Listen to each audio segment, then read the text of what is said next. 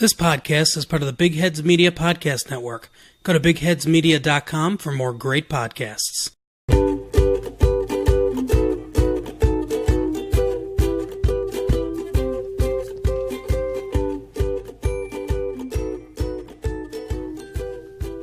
Hey guys, welcome to the Faves of Our Lives. I'm Kelly and your other host is Brittany. Hey everyone.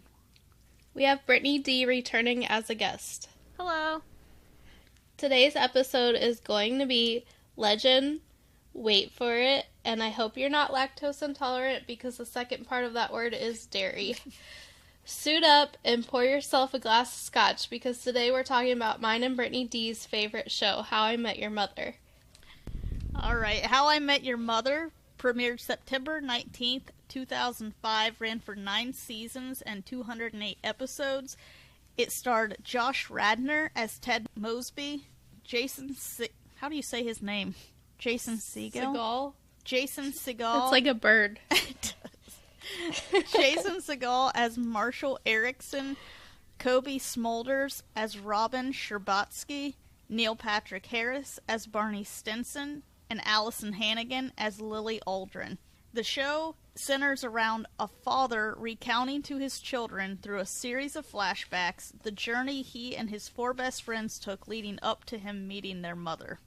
So this episode we decided we were going to focus on 2 episodes. That way Brittany and Kelly could talk about this show at length since it's their favorite. And we're focusing on each of their favorite episode. The first one we're going to be talking about is Brittany D's favorite. It is Something Borrowed from Season 2, Episode 21. So Brittany, do you want to tell us why this is one of your favorites, or your actual favorite?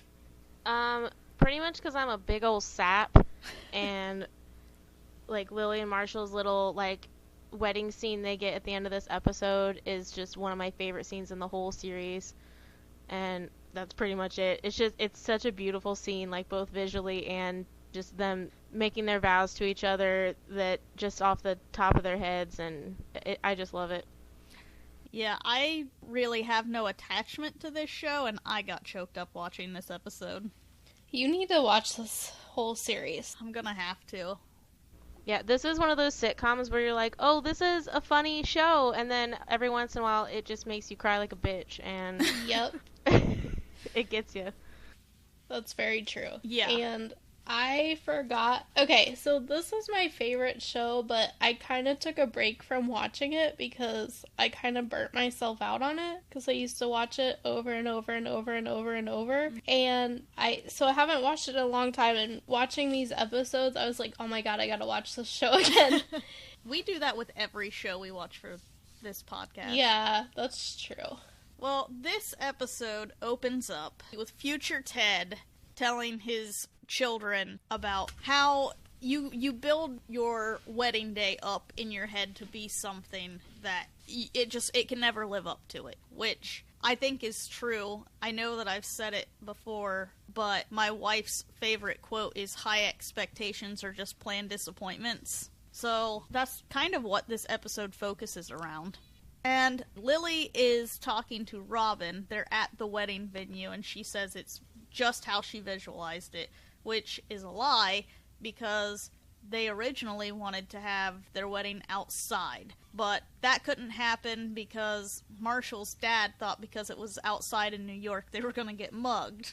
And they couldn't have a guitar player because I think it was Lily's mother knew a friend whose daughter played the harp, so they got a discount. And it's just a bunch of things like that that snowballed into their wedding is completely different than what they were expecting it to be. I can't say too much on this because I got married at the courthouse. So I had kind of a medium-sized wedding, and to me, I did not freak out about things, but the other people that were helping me coordinate things, they, like, kind of freaked out for me.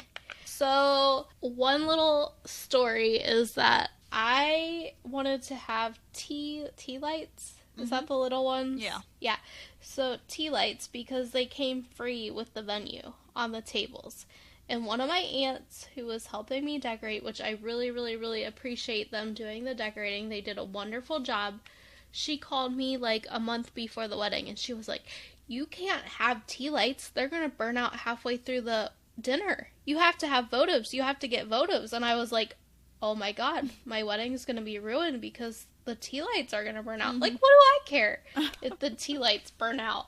Like, I'm still getting married on this day. Like, it's going to be fine. No matter what happened, I was kind of like Lily in the sense that all she wanted to do was marry Marshall. Right. Like, yeah, things weren't going to be the way she wanted them, but she was still, at the end of the day, going to be married to Marshall. Right. Yeah, I really want, like, Lily's original vision for her wedding. That is basically what I want, and I'm very adamant about that because I've kind of mentioned that I want a really small one, and then certain people who will not be directly involved in the marriage are like, oh, well, we have a big family, we have to have this and that, and I'm like, no. And it's not even a, oh, well, then you pay for it type situation, because I just don't want that. I don't want that even if someone else is going to pay for it. I want something small. I don't want to have a party for everybody else. It's like, that's what they say, like, it's about you. And in this episode, we find out, oh, it's for the bride. Yep. So it should be for the bride. It should be what they want. And I don't want something big.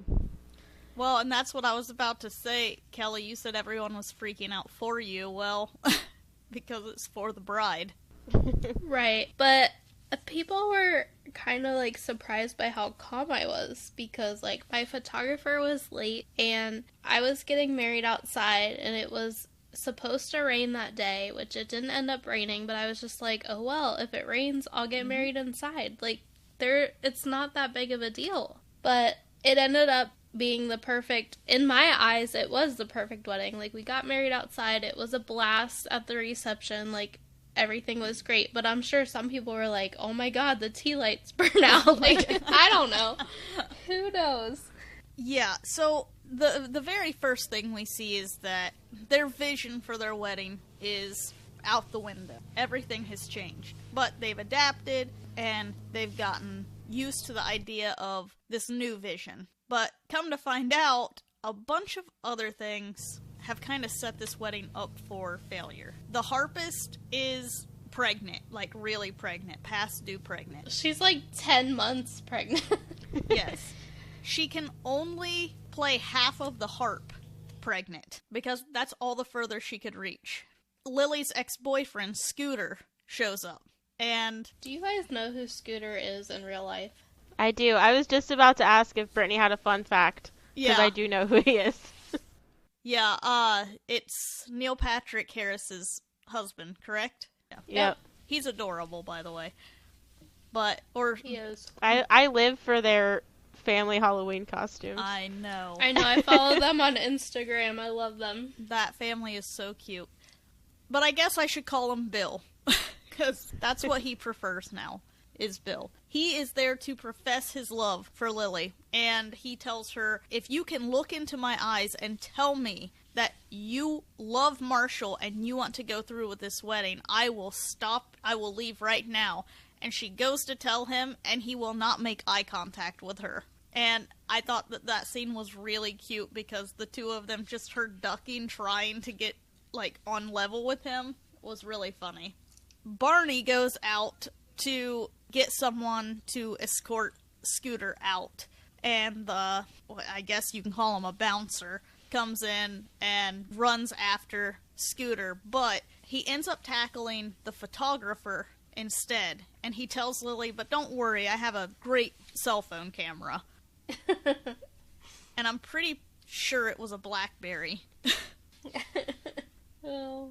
The veil is found in the parking lot. It is covered in dirt and oil and just all kinds of grimy stuff. And despite all of this, Lily is like, it's fine. It'll be fine. Robin forgot her wedding underwear that said property of Marshall on the butt. He said, how's anybody gonna know whose butt that is? And there was one more thing that set her off. Well, I can't remember what the last thing was. The flower, it wasn't the last thing, but the flowers were gonna arrive like halfway through the ceremony. I think the underwear was the last thing. Yeah, I think because Robin asked her if she was okay. And Right. then that's when she's like, of course I'm not okay. And it would be rough. I mean, Yeah. a couple of things, okay, but everything that makes a wedding, besides the underwear, like, I don't know about all that, but everything else that she had planned is down the tubes, because we find out, too, that the harpist is actually in labor, like, doing Lamaze. That might have been the last thing, was she came in and said Okay. her water broke. So Lily is just having a really hard time, and Robin tells her, calm down, I have something in my bag that will make everything better. And she said, what could you possibly have that will make this better? And she pulls out a pack of cigarettes. And I love that she opens it in the manner of, like, you're proposing to someone. It looks like a ring box, the way that she opens it. Yeah. So they run outside to smoke. And she says, I hope Marshall's having a better day. Right. So we cut to the men, and Marshall is not having a better day. Because we're gonna bring it back to the Dawson's Creek episode. There's a little bit of frosted tips in this episode. I know, as soon as I saw this, I was like, frosted tips. And, like, I know it was supposed to be a bad thing in this episode, but I didn't mind it. I didn't mind it, but they were right. He looked like a Backstreet Boy or NSYNC.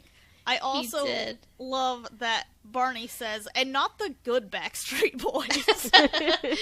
And then Ted says, the good Backstreet Boys. But, come on, we all know what he means. Yeah. Yeah, so Marshall decides to let Lily's cousin do his hair because she is in school for cosmetology. Lily didn't want her doing her hair, so Marshall's allowing her to do his. She says something about, well, how about some cool guy tips? And he says, well, I don't really know what type of advice you have. I think I'm pretty cool already, but sure, whatever. So he agrees to the frosted tips without realizing. He is completely freaking out. He doesn't think that Lily will want to marry him with these frosted tips. And I get it, it's your wedding day, you're nervous in general, but at this point he knows Lily well enough to know she's still gonna marry him with frosted tips. But as Barney runs out of the room to try to find something to help, Marshall sees buzz cutters, and he grabs them and he just shaves right down the center of his head. Britney Spears style. Yes. I love how he screams while he does it. And the other thing that I like about this is Ted is laughing at him in this scene, and I truly think that that was Josh Radnor not being able to keep a straight face, because I thought the same exact thing. Like, he breaks character so much in this scene. yes, but you would have to, because he was so funny shaving his head. He just keeps telling him, it's fine, it's fine. We're gonna sort this out. We're gonna get this under control. So Ted runs out, and he finds, is it Marshall's uncle? I don't remember. I don't know. I think that it's Marshall's uncle. And Yes, it is. Yes. yeah, he tells Marshall's uncle, I have a problem. Marshall has a bald spot that he needs covered, and we need to find someone who would have a wig or maybe a toupee that is the same color hair as Marshall's and yours, the top of your head at least, because this guy has an obvious toupee. And this guy had me rolling because he's just like, that's a pretty tall order because, some of those things are really bad. It's gonna be obvious. We're gonna have to find it. It's like, yeah, it truly is obvious. So what finally ends up making this guy realize that Ted is talking about him is he says, so do you know anybody who might possibly have a wig or a toupee that is exactly the color of Marshall's or your hair? And the guy says, not off the top of my head. So he does get the toupee from the uncle, and it looks ridiculous on Marshall. Yeah, and he says, like, it's not that bad. It kind of works, or something like that. Yeah, the way he's looking in the mirror and he's, like, pulling the bangs over. It's like, buddy, you're not gonna make that work. They decide that they're gonna go find something. They're problem solving. They go to walk out the door, and the bouncer comes in and asks about Scooter. This is the first time that Marshall realizes that Scooter is there. So, this is just snowballing for him as well. They are on their way outside, and they're arguing because Barney thinks that an authentic Native American headdress is the solution to the problem. Ted tells him to drop it unless he has one in the backseat of his car. And they run into Lily and Robin outside smoking. They don't catch them smoking, but it's pretty close. And Lily sees Marshall's shaved head. She's trying to keep it cool for him, but you can tell she's freaked out about it. And I think that it is Ted who finally tells them, you know, look around. The wedding that is inside is not the wedding that you wanted anyway. You wanted something that was intimate and outside. Sure, there's no guitar, but you have your friends here, and Barney is ordained, so he can marry you. So they decide that that is a great idea.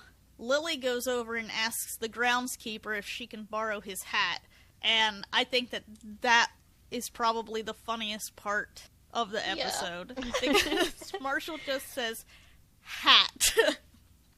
We thought of a toupee and a Native American headdress before we thought of hat. Barney ends up starting the ceremony, but he turns into a little bitch baby about 5 seconds in. Also, I think that Josh Radnor is genuinely laughing in this scene also. Right. Robin also gets upset and pulls out a handkerchief, which ends up being Lily's underwear. And they don't have their vows, but I kind of like that. I think that it was really from the heart because they don't have anything written in front of them. Their vows were really, really sweet. And they got the wedding that they wanted, and all of the stress was off for the wedding that everybody else was going to see. It didn't matter what went wrong inside. The real wedding already took place, and that was what they wanted. Even the groundskeeper pulled out a guitar. Ben told me that I had to tell you and all your listeners that even though I've seen this a million times, when I watched it again for the podcast, I did cry. That's important. I almost did, and the episode that I picked for one specific scene, and then when I was watching, I was like, oh, this is kind of sad. Yeah. Which is not my jam. It was pretty sad, I gotta tell you. I also, well, we'll get into it when we get there. The other part that I loved about this episode was, as Brittany said, Barney's "it's for the bride" superpower throughout this episode. Anything that he wanted, he would tell them it's for the bride. There was even a woman sitting in the audience, if you want to call it that he said, "Can I have your number?" And she was like, no. And he said, "It's for the bride." "Oh, yeah, sure. Just let me grab a pen." It's like, why would the bride need your number? But it worked. That's how they get the toupee eventually, too. Oh, that's right, because he just runs by and he says, "It's for the bride," and rips it off of his head. Yeah. I forgot Ted's about trying to that. get this guy to admit that he's wearing a freaking toupee. Right. And then Barney just grabs it. I guess the direct approach sometimes is the best approach. But yes, happy ending. Lily and Marshall get the perfect wedding. Well, I won't say perfect. They get the wedding closer to what they wanted. And the actual ceremony, it didn't matter what happened. And they were just happy to be marrying each other. And they really do have a great relationship. I like that throughout some of the episodes that I've watched, it's never that they're perfect to one another, but they're perfect for each other. You see arguments and I know Lily goes off to art school and everything else, but they work together. Okay, but I just want to point out that these are fictional characters. Yes. Just to bring it back to reality for everyone listening. That's exactly what Ben said. He was making fun of me for crying. He was like, you're crying about a fictional wedding of fictional characters in a show you've seen a million times. I'm like, I mean, yeah, I cry about so? fictional stuff all the time, but I'm just saying, if anybody out there is, like, setting their relationship goals to Marshall and Lily, just remember, they're fictional. Oh, I get ya. I was like, I have not been drinking this episode, Kelly. I do remember they're fake. No, I'm just saying, like, you know. No, I get what you're saying. I think that sometimes people need to hear that about that TV show, This Is Us. I don't watch that. I know a lot of women think that the dad, Jack, in that show is like the perfect man, which he pretty much is, minus some alcoholism, but he's not real. Also, Christian Grey is not real, and thank God. Yeah. So, back to How I Met Your Mother. The next episode we're talking about is Kelly's favorite. It's called Tick, Tick, Tick. It's from Season 7, Episode 10. Kelly, do you want to tell us why this is one of your favorites? I feel like I already know, but... Yeah. So the reason that this is my favorite episode is the scene where they eat the sandwiches at the Palooza concert, Yes. and they think that they've walked around the arena the entire concert, and they missed the whole thing, and they really messed up, and Lily's gonna be pissed at them, and they've actually been gone for 2 minutes, and the security camera footage is hysterical. Yes, it is. I was surprised that this was your favorite because of the cheating. Yeah, so I didn't really remember that happened in this episode, and I have a lot of favorite episodes, and this was the first scene that popped into my head, Right. so I was like, I'm gonna go with this one. But really, I have a lot of favorite episodes, but this was the first one I could think of. Yeah, I did not watch this show religiously. I just watched episodes here and there. This was one of them, and I definitely remembered the sandwich scene. I love how in this entire series, every time they smoke weed, they say, eating a sandwich. Yep. And Yeah. if you look around the concert venue while they're eating their sandwich, you can see other people actually eating sandwiches. I did not notice that. I don't know if you guys noticed that or not, but that is hilarious. Yeah, I've noticed that before too. And I also think it's funny when Marshall leans over to Lily and says, Lily doesn't know I'm high. And she's like, what? And he's like, oh, sorry. And then he leans over to Ted and says, Lily doesn't know I'm high. Yeah, they're pretty baked. But this episode... Go ahead. Also, when Ted says he has the tickets and something about the sandwiches, and Lily's like, we're expectant parents. And Marshall's like, yeah, how dare you, Ted? And Ted's like, you're not getting your $60 back. And he's like, okay. I want to know why. Maybe it's just more expensive in New York City, but that's a lot of money for sandwiches. For But that was like a freezer bag full of sandwiches. I guess that's fair, but they don't need that much. I mean, yeah, it was a foot long. So. Right. Yeah. They should have downsized a little. Mm-hmm. Yeah. I'm sure they got a bunch of sandwiches left over. Probably. Yeah, I don't know what kind of sandwiches they're buying, but I never bought any sandwich that was $60 by myself. Right. That's probably why it knocked them on their ass. Probably. Yeah. They were time traveling. Yeah, so the episode starts with Barney and Robin waking up after a night of getting it on. And both of them are currently dating other people. So they're doing this back and forth because they both realize, oh God, we cheated on our significant others. And Barney says something that cracks me up because he was like, it'll be fine. You know, what's the expression? 2 wrongs make a right. And Robin says, I think that it's 2 wrongs don't make a right. And he says, no, that's not it. what makes matters worse is that the two of them are going on a boat tour with their partners. So they're going to be stuck on the boat with one another and their partners. So it's going to be really, really awkward. I love that. Yeah, that's basically worst case scenario. Yeah. That could possibly happen. I love that Barney says something about the 3-hour tour being like Gilligan's Island. Yeah, what could go wrong? I'm sure that's what they said on Gilligan's Island. This is where we lead into Marshall and Ted talking about the Palooza, how they have their sandwiches and everything. And Lily is kind of like, no, we're not doing this. But as you said, Marshall can't get his $60 back. So he ends up eating the sandwich with Ted at the Palooza. I love that he tells Ted something is, like, this is laced with something. This sandwich has hard meats because I'm not paranoid. Why am I not paranoid? That's how it gets you, man, when you haven't eaten a sandwich in a while. Yeah. Because they just keep making the sandwiches better and better. Yep. Sometimes a sandwich can make you feel like you're having a heart attack.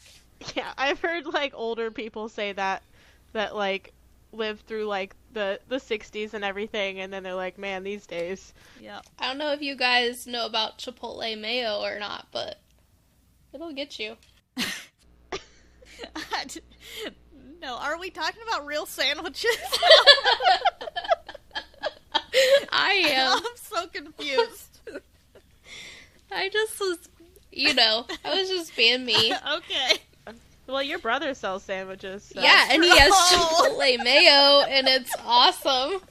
Just for the FBI, they are literal sandwiches. Cold cuts. Cold they cuts. do have some hot sandwiches, too. Yep. So yes, Lily sits down and realizes that Marshall is high, and she tells him, Marshall, it's fine, it's just, like, I'm pregnant, and I could really use some nachos, and he's like, you got it, babe, I'm gonna go get you some nachos, and Ted goes with him, and this is where their quest begins.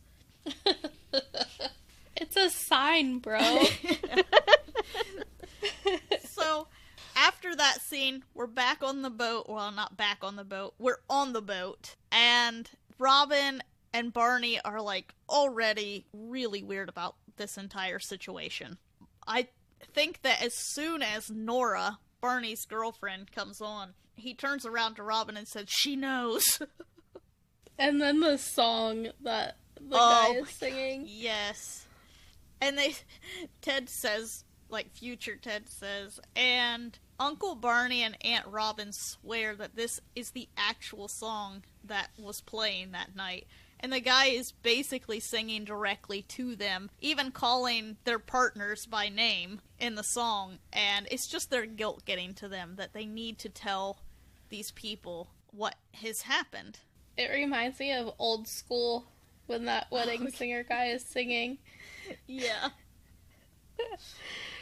So Robin and Barney end up making a pact because Barney just basically says, I don't think that what happened was a mistake. I don't think that it was just a one-night stand. I think that we're looking at it as it could be the potential end to our current relationships, but it could be the beginning of us getting back together.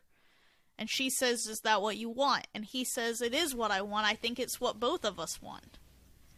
And so they decide that once they get off the boat, they're going to tell their partners that, they cheated and they don't want to be with them anymore, and they're going to meet back at McLaren's at midnight to reconnect. Because they did at least have the sense about them to not do this on a boat.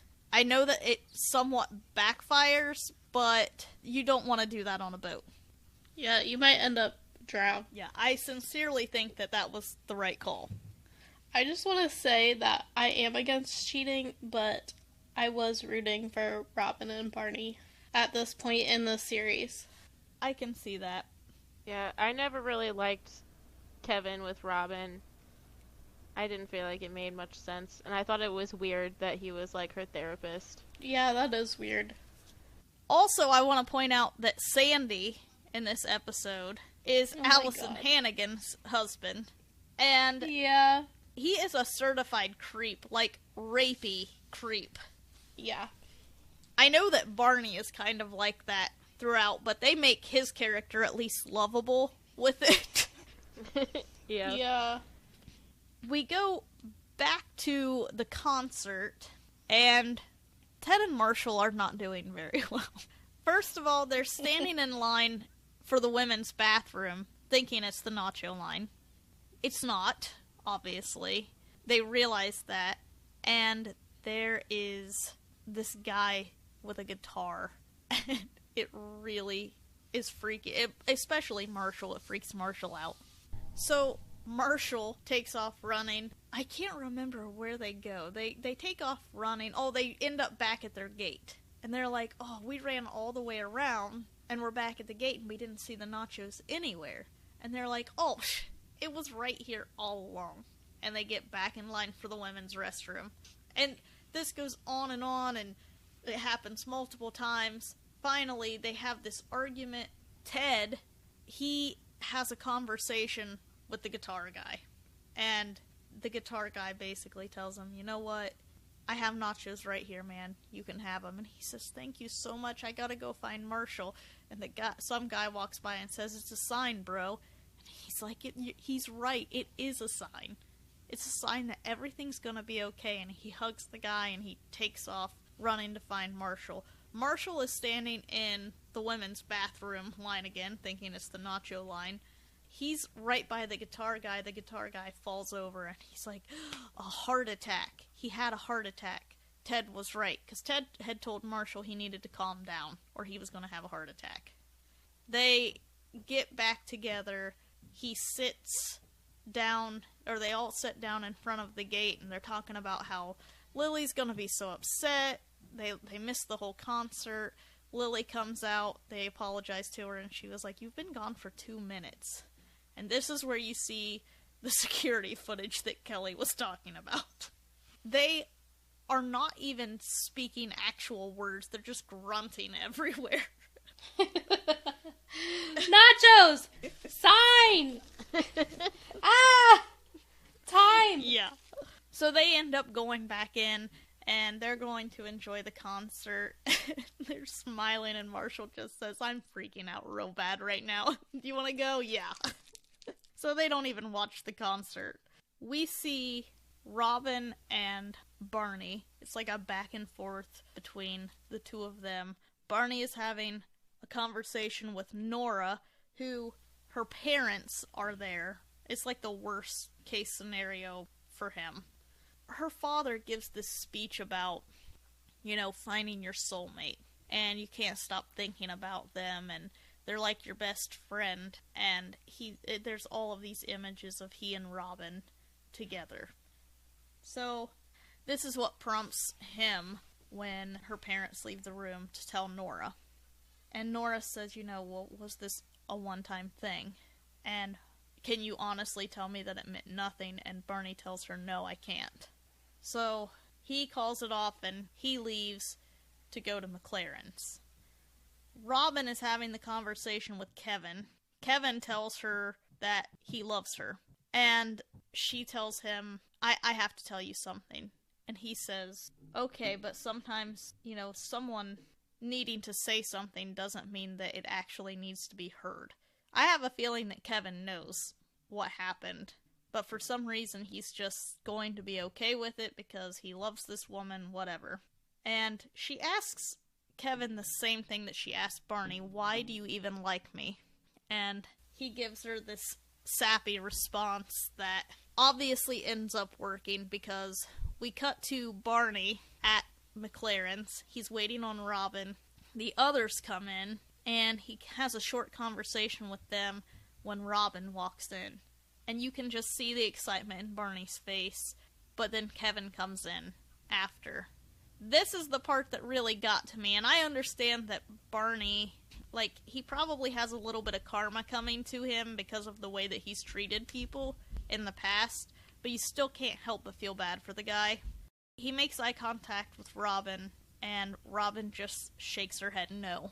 And this is really good cinematography because everything stops except for Barney.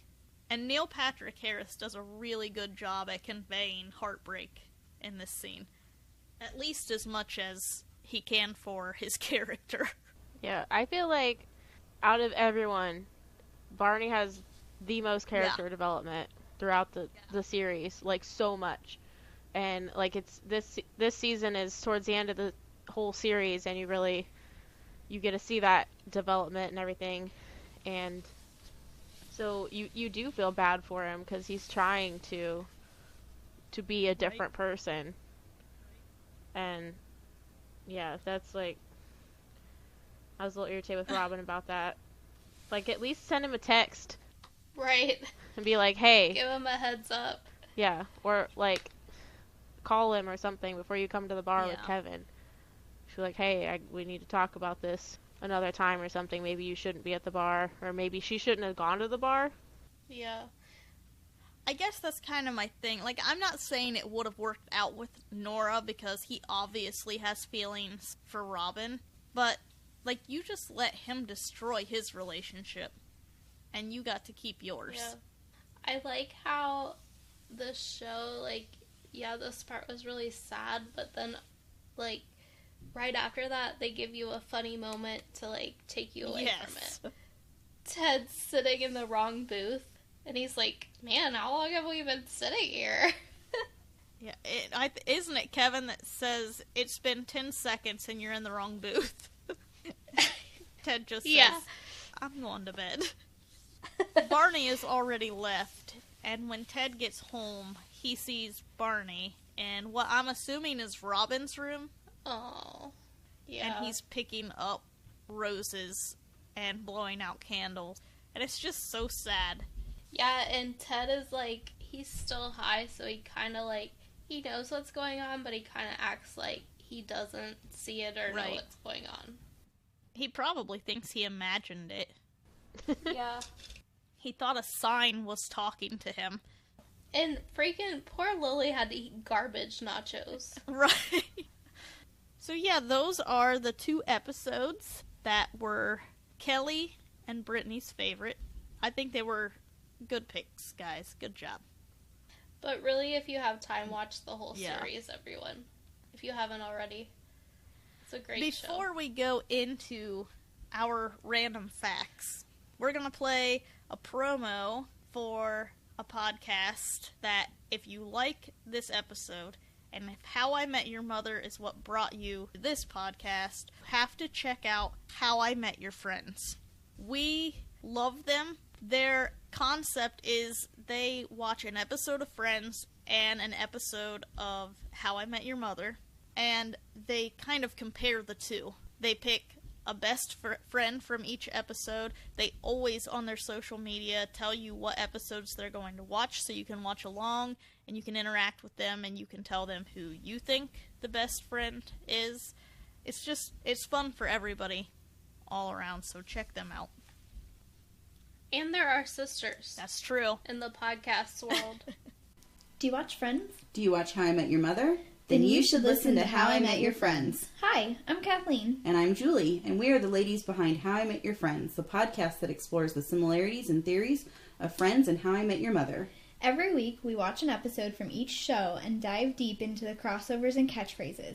So if you've ever noticed the similarities between these fantastic shows, come check out our podcast. You can reach us on social media at How I Met Your Friends Pod, or email howimetyourfriendspod@gmail.com. So, the random facts that I have for you guys today. I don't think that I'm really going to stump you guys with any of these, if this is your favorite show, but I'm going to try. Okay, but every episode I try purposely not to read them. I know. And I appreciate it. This one I didn't even send you until today, so... Well, that's true. So, Ted, Marshall, and Lily are all based on real people.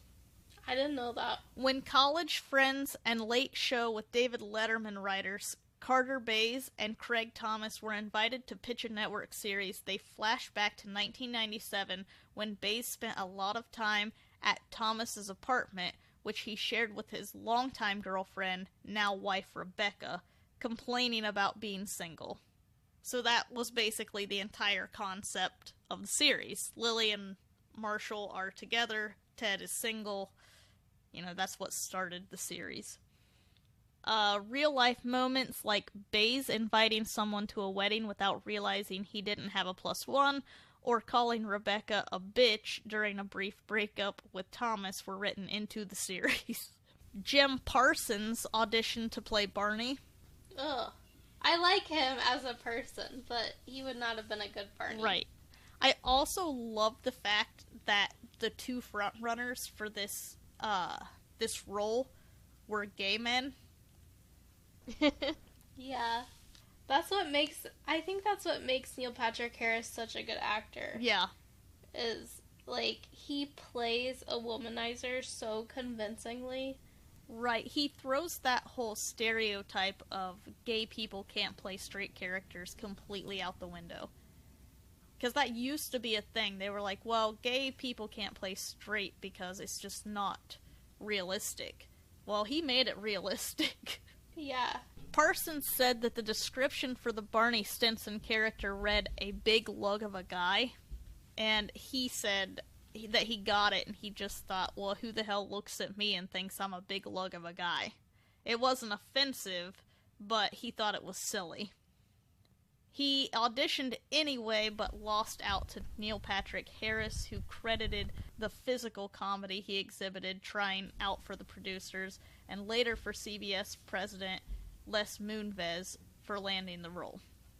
He said that he was asked to pretend to play laser tag during his audition, and he was diving and rolling, and it ended with his body meeting a chair, and everybody was basically sold.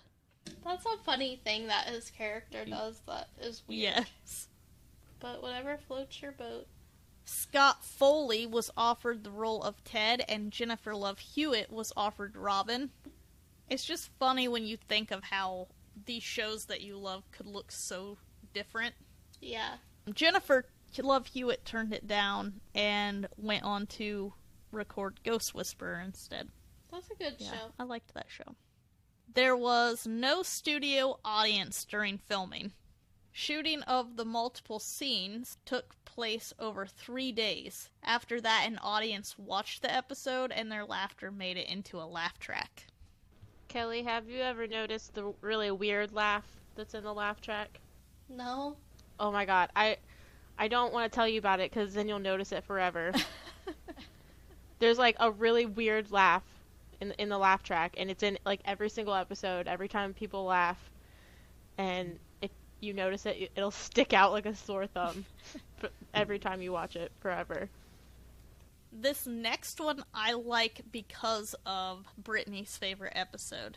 Jason Segal's smoking was a problem for Allison Hannigan. Hannigan was upset over having to kiss her on-screen boyfriend turned husband because it was like kissing an ashtray. He managed to quit for a year, but stress caused him to start up again. I liked this because in Something Borrowed, when he kisses Lily, he says, "Do you smoke?" Yeah, that was funny. Britney Spears wanted to be on the show, specifically on the episode 10 Sessions, which freaked out Baze and Thomas, who were worried that the singer would want to play Stella, a character for whom they had big plans. Instead, she liked the role of Stella's receptionist, Abby. The episode was the most watched episode at that point in the 18 to 49-year-old demographic, and was credited with possibly saving the show from cancellation. Really? Yep, so Britney Spears is a superhero. Well, I already knew that, but... Alicia Silverstone was originally going to play Stella until Britney Spears got involved. Silverstone had to be replaced by Sarah Chalk after Silverstone's representatives worried that their client would be overshadowed by Spears. What? Did they have beef, or... I don't know. What? It's really interesting because they had like several guests over the years that were like, I guess you would say bigger names like that, and they were always guests. They were on for like a couple episodes. They weren't like somebody really important. So I don't think anyone watching the show would have think like, oh, this receptionist is really important and is going to overshadow this character that Ted is getting involved with. Yeah. Yeah. They had so many good guests. Like, James Vanderbeek? Mm-hmm. Is that his name? Yes. I wasn't sure if I said it wrong. Colby Smulders was diagnosed with ovarian cancer during the 3rd season. What? I didn't know that. Smulders received the bad news at the age of 25 and kept it a secret from the public. 2 years and several surgeries later, she was declared cancer-free. Earlier this year, she opened up about her illness for the first time in order to create more awareness about the disease, particularly for young women. Wow. Yeah, get your pap smears and stuff, because a lot of that stuff doesn't have any symptoms. Right. I don't know if ovarian cancer can be diagnosed from a pap smear, but definitely cervical cancer. Yeah, I don't know either. But still, get it all checked out. Yeah. We touched on this a little bit earlier, but the cast's significant others played assorted weirdos. Allison Hannigan's husband played Sandy Rivers in 10 episodes. Mulder's husband played Gary Blauman, and Harris's husband played Lily's high school boyfriend, Scooter. That's so funny. Conan O'Brien appeared as an extra. What? I don't remember that. Yes, it says O'Brien won a charity auction to be a background actor in an episode. Bays and Thomas wanted to give the late-night talk show host a much bigger part in 2012's No Pressure, but O'Brien decided it would be funnier and more realistic if he was just an extra. So that's probably why you didn't notice it. He's just, like, in the shot. Ted's kids knew the ending of the series for 9 years. What? Lindsay Fonseca, Penny, and David Henry, Luke, shot all of their scenes during season 1 because Henry was going through puberty. That's the reason that they did all that. I knew that they had shot all the scenes, but I guess I didn't realize that they knew who the mom was. Yeah. And everything. So when the kids' footage for the series finale was shot, Thomas and Bays were the only people present. Fonseca and Henry also had to sign a confidentiality agreement. The two honored it, even after Henry was bribed with alcohol at bars by strangers wanting to know what he did. Oh my gosh. I told you guys this before, but I'll tell you again in case you don't remember. I waited like a whole year before I watched the final episode to find out what happened. I guess it was more than just the last episode, but whatever. I didn't know how the season ended. And Chad did, and whenever we get mad at each other, he would threaten to tell me how it ended. I love that. Because I didn't want to watch it, because I didn't want it to be over. Right. Victoria would have been the mother if CBS canceled the series early. I'm glad she's not the mother. The initial 13-episode order conveniently concluded with "Drumroll Please," which introduced Ashley Williams' character. Josh Radnor kept the blue French horn. I thought that was cute. Most of the websites featured in the show, such as www.Canadian Sex Acts. Sorry, but it's all together. I don't know what that says. Yeah, www.canadiansexacts.org and www.stinsonbreastreduction.com are real websites. I knew that one. Lily and Marshall sell their stuff.com was created for charity, and items from the show were auctioned off. That's cool. I just went to stinsonbreastreduction.com. It's really funny. Oh, God. Allison Hannigan and Colby Smulders were pregnant at the same time, so they had a lot of those, like, pillows in front of their stomachs and stuff because their characters were not supposed to be pregnant at that time. They had giant purses, too. Yeah. They carried. Neil Patrick Harris enjoys Red Bull so much on and off the set of How I Met Your Mother that he was given a lifetime supply of it and a mini refrigerator by the company that makes the drink because of the amount of free advertisement he has given it. That's funny. We touched on this a little bit, but Neil Patrick Harris basically knocked himself out during his audition during a laser tag rendition. And I didn't know if you knew this, but the man who plays Marshall's father also voices Patrick Star in SpongeBob. I did not know that. I just found that out recently. And that's all I got for you. So Kelly, you can take it away. Do you want to talk about the new listeners? Well, before we go into that, Brittany, I want to take a moment to talk about One Small Step. I want to give them some publicity because recently I went to one of their shows. It was at the Summer Moon Festival in Wapakoneta, and they were incredible. So I'm going to let you plug them a little bit. Oh, okay. Shit, you put me on the spot. Sorry. It's okay. Well, they're a pop-punk alternative band, kind of, from Wapakoneta, Ohio. You can find them on Facebook, Instagram, Twitter. They have a new music video that just dropped recently for the song called Sell It. It's really good. Thank you. I love it too. I literally cried the first time I watched it. Yeah, it's really, like, emotional. Yeah. Mm-hmm. They did such a good Relatable. job. Yes. And you can find that on Facebook. Share it to all your friends. And Spotify as well. Listen to them on Spotify. And they're on all the other things too, but I use Spotify. They're on Apple Music, Google Music, whatnot. They're getting a merch store online up and running, but it's not ready yet. So, like, people from all over will be able to order merch soon. Keep looking for that. Yeah, the show that I went to, they did a phenomenal job with obviously their own songs, but they did a little bit of covers, which they don't typically do. I think that was out of their comfort zone, but they killed it. Yeah, they had to play longer than they usually play.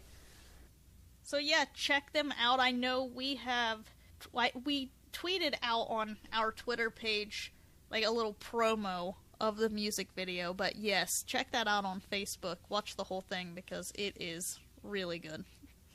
So this go round, we have some new listeners in other parts of the world. We have listeners in Cambodia, in Spain, Germany, the UK, and Sweden. So I hope that you guys are still listening. And if I was bilingual or knew any language besides English, I would give you a shout out in your native tongue. But that's not going to happen. I can barely pronounce names. Same. Alright, so social media, we had a poll. Which How I Met Your Mother character was the best? We're going to leave Ted out only because he was the main character. But also he's a whiny bitch, so we didn't touch on that at all yet. That's but he true. is. It's because he wasn't bad in these episodes. Okay, but in the series, Yes. he is. Yes, he He's is. just like Dawson. Anyway, the results were Marshall with 39%, Lily and Barney with 23%, and Robin with 15%, which is kind of shocking to me. Yeah? I mean, I like all the characters, but Barney is my favorite. Yeah. And I would have thought a lot more people would have voted for him over Marshall. I don't know. Marshall's cool, but I don't know. Anxiety podcast said, I loved Marshmallow for his innocence and Barnstormer for his, well, just his overall behavior. The playbook. And there's a gift that says, I request the highest of fives. MSE Podcast Network says, Ted, he's the worst. No chill. And a gift that says, something is seriously wrong with me. And then we had a poll for who was your favorite of Ted's love interests. And Robin with 67% and Victoria with 33%. Stella and Zoe with 0%. Yeah. Ouch. Which, I liked Robin, and I like Zoe, but I didn't like the fact that she was married. Right. Did not like Stella very much, and I kind of liked Victoria. Bethany on Twitter said, "Of course I love Robin the most, or the best out of all these, but the mother, Tracy, was his best love interest. I thought Robin and Barney had way more chemistry than Robin and Ted." And Julie Swearingen, "Oh shit, none of the above. I legit have issues with each of these characters." I replied directly to Bethany. The main reason that I left the mother out was just because, like, obviously she's the best love interest. I mean, that's end game for them. So I was just kind of curious of, like, I guess I'm gonna say failed relationships, but which of the failed relationships people preferred, because I didn't watch the entire series, but, like, it was leading up to that moment, and I felt like you got more of, especially Robin, like, his character interaction with Robin, so I can kind of see why people chose her. Do you know how it ended? Oh, yeah, I know, like, who he ended up with. But do you know he goes back to Robin? Yeah. Okay. Spoiler alert. Sorry. That was after the fact. You already heard it. You probably already watched the show or you wouldn't be listening. Favorite episode or moment? TV Tangent said Marshall and Lily's weirdly adorable relationship. And, of course, all the intervention. I love the interventions. Mm-hmm. They also said, TV Tangents, best episode of any sitcom ever was when Marshall's dad died. I have to disagree with that. Because you felt something? Yeah. They said, so unique, it pulled you in and then boom, kicked you in the gut. Yeah, I agree with that. It did kick you in the gut. It was really real, like, feelings. I had seen the show a million times, and Ben had never seen it, and he was watching it for the first time, and we were on that episode, and it's getting to that part, and my heart started pounding, and, like, we were, like, snuggled up close together so he could feel it, but he didn't say anything, and I was nervous because his dad has passed away, and so I was like, oh my god, this fucked me up, it's gonna fuck him up, we're gonna be sitting here crying. And after that, after it's revealed what happened, he turned to me, he's like, is that why your heart's pounding? And I was like, yeah. That's one of those moments where, like I was saying earlier, it's like a nice little show, and then it gets real as hell. Yeah. I read somewhere that Jason Segel, he didn't know what Lily was going to say to him. Allison Hannigan knew the line, but he didn't know how that episode ended, so his reaction was real. It's a really tough episode to get through. Yeah. So, Cage's Kiss podcast said, Linda here, I love so much about it. The humor, they didn't work too hard to cover up any pregnancies. They were all around my age, and I could relate to a lot of the material. The main character is kind of a douche in the fact that they brought NPH back to TV. And I'm pretty sure they stole the son of a bitch lines from me. Corey at Corey P. Fouch. Probably a top 3 show for me. Binged the entire show in less than a month with my wife. Even though it's a comedy, there are some pretty deep moments and tear-jerking moments. Overall, a great show. Okay, How I Met Your Friends. Obviously, you know how we feel about the show, but a few specifics. Amazingly quotable dialogue, excellent character development, and, wait for it, the most debate-worthy ending in recent TV history. On Facebook, Molly Gilmore Mean said, I don't know if it's my favorite moment, but a moment that brings up in conversation a ton is the shattering glass effect from the spoiler alert episode of How I Met Your Mother. It is so true, and every time someone points out an annoying habit of someone to me, I hear the glass shattering sound in my head. This is another one of my favorite episodes, because it's true and it's funny. I like when Lily's eating cereal and Marshall's like, "What are you eating? Nuts and bolts?" Kelly Jolly said, "I love so many episodes. The one where they are driving and that song keeps playing comes to mind. Love How I Met Your Mother." The song she's talking about is I Would Walk 500 Miles. Yeah. That's on all my road trip playlists. And it's stuck in the cassette of Marshall's car. And Marshall's like the only one that has a car. So that's the only song you can listen to. And it just plays over and over and over and over. I thought the one she was talking about was the New Year's episode where they keep playing You Give Love a Shot Bad Through Name. the Heart? Yeah. Oh, that's the Get Pumped playlist. That's right, yeah. So that was How I Met Your Mother. There is so much more that we could talk about, but this episode would be 2 hours long if we did. Yeah. I noticed that it's not on Netflix anymore, but if either of you two ever feel the need, I have every single season on DVD. Okay. I know, I went to watch it when I was searching on Netflix, and I was like, oh, it's not here? And I'm like, I hope it's on Hulu. Yeah, I did the same thing. Even though I have the DVDs, I'm like, it's so much trouble to put in a DVD. That's why we buy so much stuff on Vudu. Yeah. Yeah, my roommate had the DVDs in college. That's when I first watched it. I'd never seen them. I'd heard of the show, but I'd never ever watched it. I didn't really know anything about it. And it was his favorite show. And he had seasons, I think 1 through 7 on DVD. And he's like, we have to watch this. And so we watched it all the way through. And then that was like our background show when we were like doing homework and stuff and hanging out and doing other activities. So I've seen all the episodes so many times. Oh, can I just shout out Kate, Owen, and Andrew Connect. We used to watch this show in college all the time when we were having bad days. We would just have like a whole marathon of it at their apartment. So I want to shout them out. So the next episode that we are going to be doing is going to be Buffy the Vampire Slayer. And I'm a little excited because Kelly has not seen any of this show.